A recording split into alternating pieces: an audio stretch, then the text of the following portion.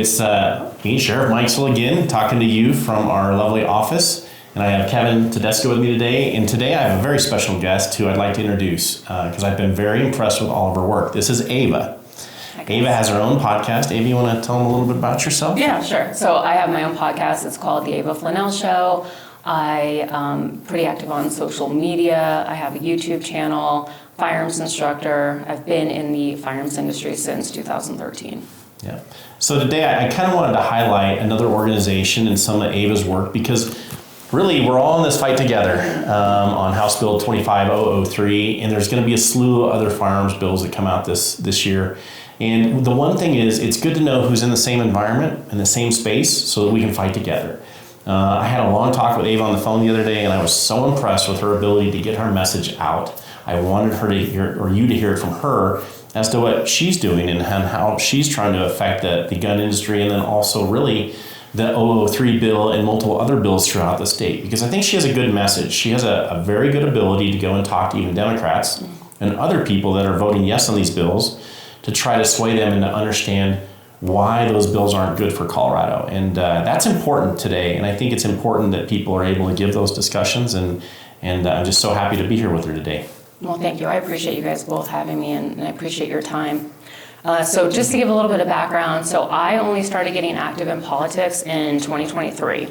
And that's when we were hit with the first assault weapons bill, and I got wind of it, and I figured, I need to go up to the Capitol and testify. Navigating the website just to sign up was pretty daunting.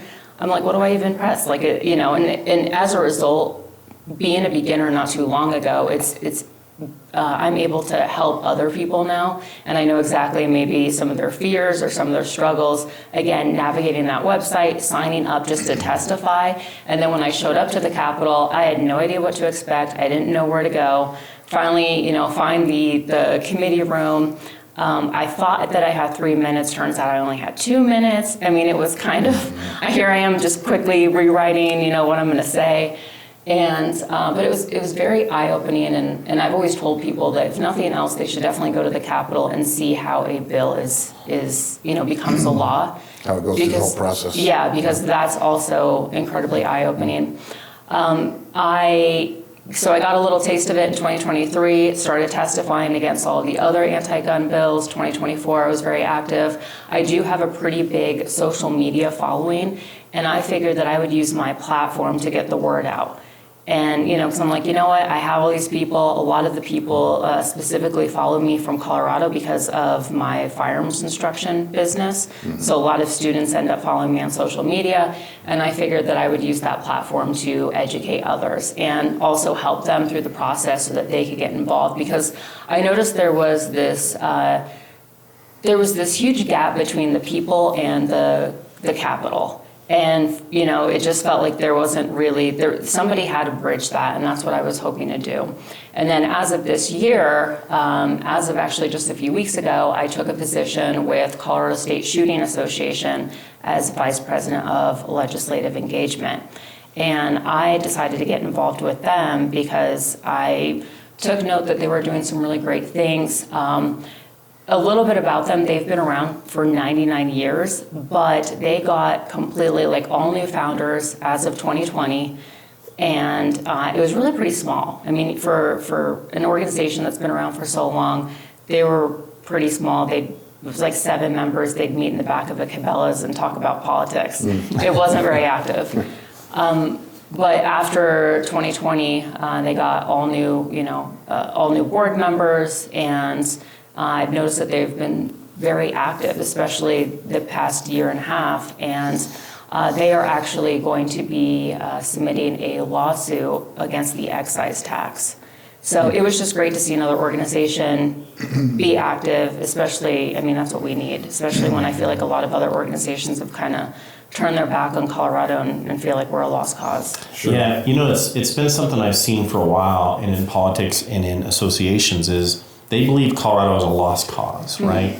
And the only way to get those groups to really start looking at Colorado again and understanding is to show them that we're not a lost cause. Yeah.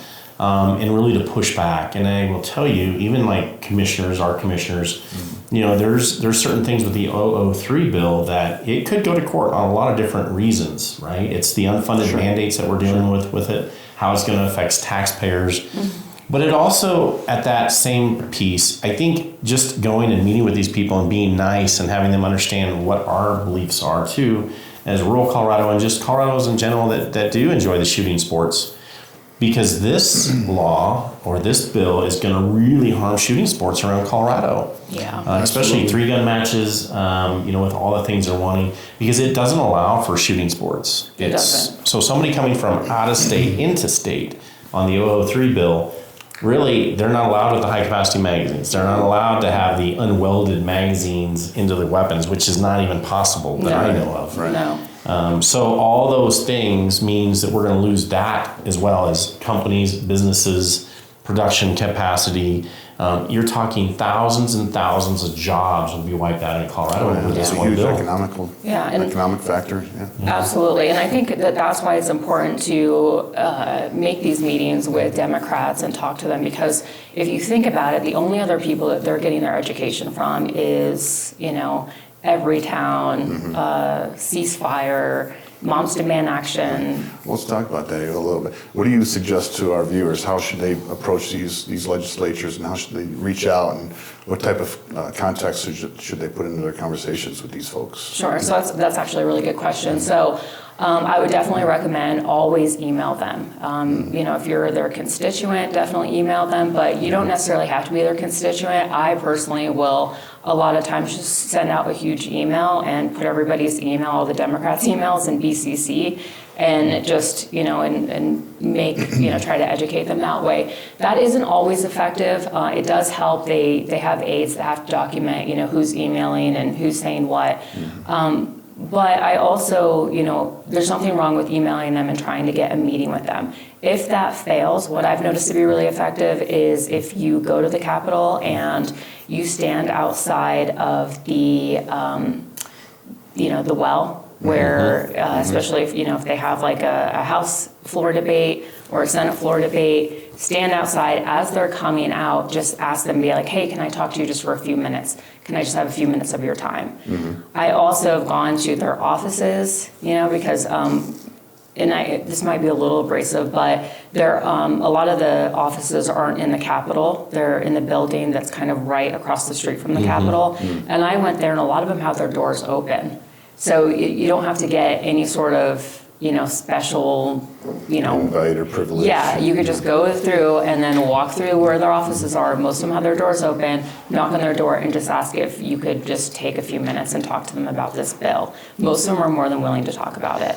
Yeah, and I think there's a misconception too about legislatures.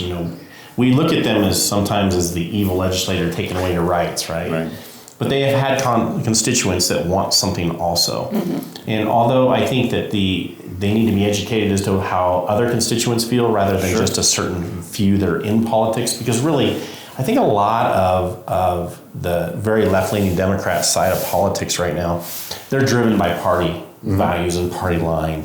Whereas if you can meet with them one-on-one and you're kind and you're specific as to what you believe and the information, I think they take that. But I think it also just helps just to show that, like, hey, we're not crazy gun owners. We're not, we are approachable and we can have a conversation about this. Sure.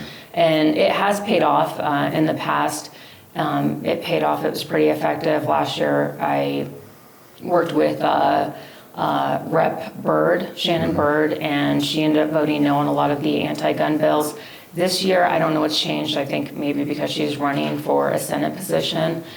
But I mean, even yesterday, when we saw the SB3 on the House floor, there were 6 Democrats that still voted against the bill. So anybody who thinks like, no, it's a lost cause, it's a waste of time, it's not necessarily. There are people that are willing to change their mind. There's a lot behind how you reach out and how you engage these conversations. If you're bringing abrasiveness or you're bringing conflict right off the bat, they're going to shut down. They're not going to listen.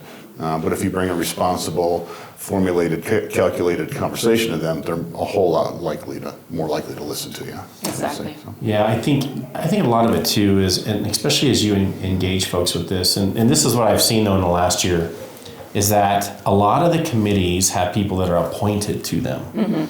So they weren't elected into the position, they were Right. appointed into a position by other Democrats. Those appointed positions, a lot of times those people don't want to talk to you because they're really doing what the party wants them to do because they were appointed by a party for a specific reason. Right. Yeah. That's unfortunate, I think. Yeah, that's dangerous. That is Yeah. dangerous. And what we're seeing too is that they want to get reelected, so they want the party, and they're going to push the party values above all else. Yep. And I think those are the ones that we have the biggest issues with, and trying to get something across, because not necessarily do they believe but they're going to go with a party line because they have no They're choice. working for who they think their boss is at that time. And actually, there was way more of those this last year than I thought. I've seen people like that on almost every committee now, and I don't know how many of them are appointed, but there's been quite a few. Well, yeah, lot. like you said, that they're on these panels and these committees for a reason. I know. And there's a direction there. And there is. They're called kill committees for a reason, right? Yeah. But even on the finance committee, when I testified there, and I think you were testifying also, that one only passed by one vote, which actually kind of surprised me. But I think people were really taking into effect that you're taking parks and wildlife money, right? That are really to support animals and different things, and you're going to prop up a bill with this. Right. So I think there was some issues with that, and really the look that the legislators are seeing right now as it goes to the Senate.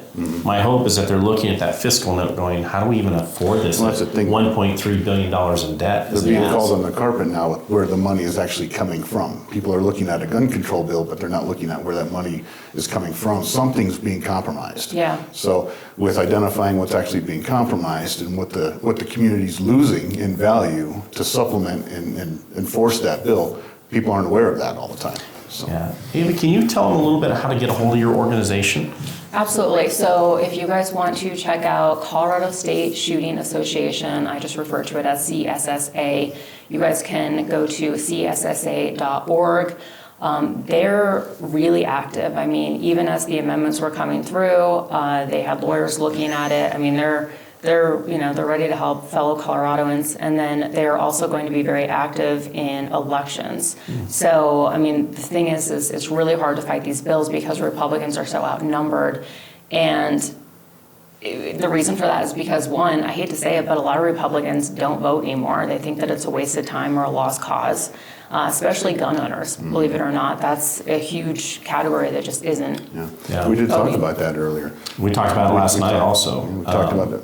People think that this is such an egregious bill that there's no way it can get passed.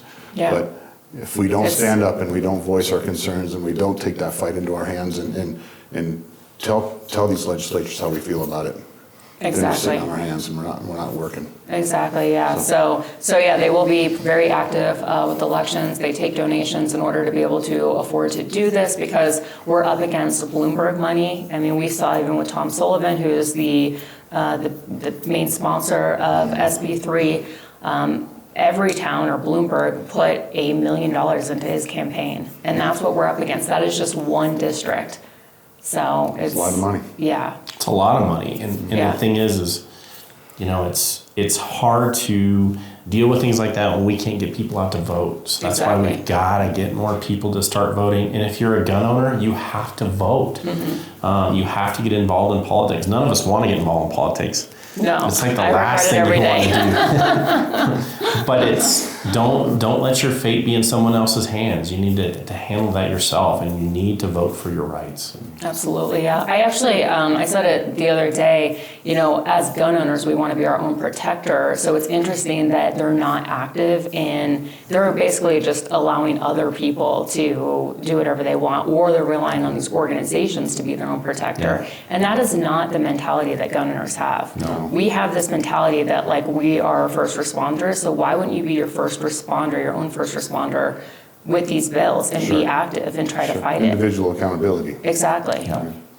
Yeah. So Teller County, I just want to say thank you so very much, and I just want to say thank you, Ava. I really appreciate you coming up. This has been a great discussion, and I think that a lot of supporters in Teller County and across the state of Colorado will talk about this coming. So thank you so very much. Thank you. I appreciate both of your guys' time.